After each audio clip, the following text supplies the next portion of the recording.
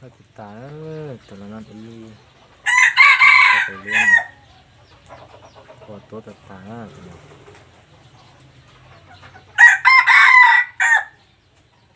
นั้นอีเจ็บให้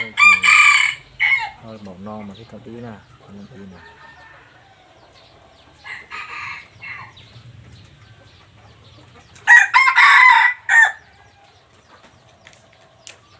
ให้เตี้ยนะ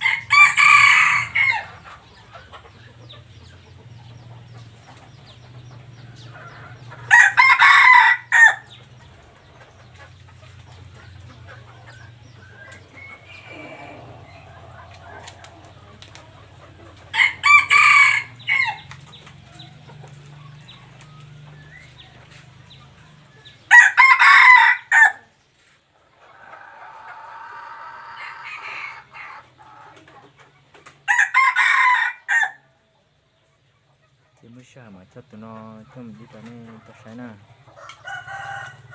nó hơi như kiểu mồi giống như kiểu được rồi